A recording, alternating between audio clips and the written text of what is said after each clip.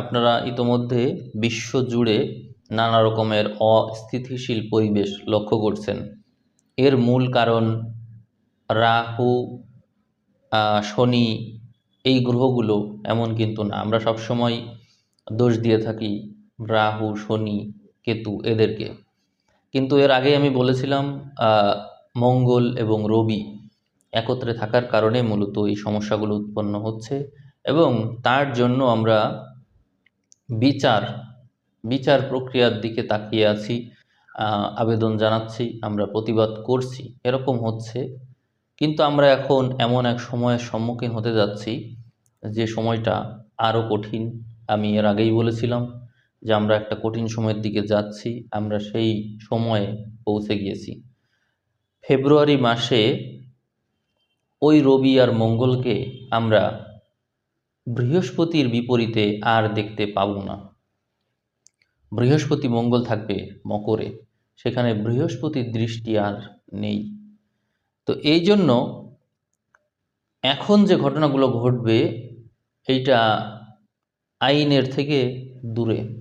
এর আগে যখন রবি মঙ্গল ধনুতে ছিল, তখন শনির দৃষ্টিও ছিল তার উপর, বৃহস্পতির দৃষ্টিও ছিল, যার জন্য আগুনের প্রভাবটা বেড়েছিল এবং তা নিয়ন্ত্রণে আনার চেষ্টাও করা হয়েছে। এবং বেশ কিছু ক্ষেত্রে বিচার প্রক্রিয়াকে, আইনি প্রক্রিয়াকে আমরা সজাগ হতে দেখেছি ক্ষেত্র বিশেষ। মকরে যখন এই রবি মঙ্গল যাচ্ছে, তখন সেখানে না থাকছে শনির প্রভাব, না থাকছে বৃহস্পতির প্রভাব, এবং এখানে মঙ্গল তুঙ্গি হচ্ছে, ভূমিকারক ঘর। এই জন্য আমরা যে যুদ্ধ বিগ্রহ দেখতে পাচ্ছি সেইগুলো আরও বেশি বাড়বে, এবং এই ক্ষেত্রটা মূলত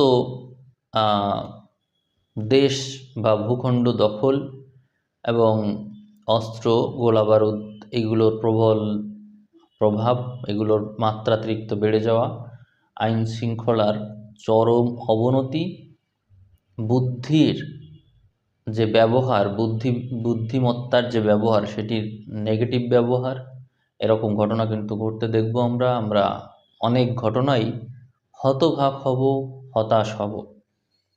আপনাদেরকে আগেই জানিয়ে রাখছি যে এরকম ঘটনা কিন্তু ঘটতে যাচ্ছে। অতএব আমরা সচেতন হব, প্রার্থনা করব এই পরিস্থিতি যাতে অল্পের উপর দিয়ে সামনে চলে যায়, এরকমই আমরা আশা করব। তো দেখি আসলে কি ধরনের ঘটনা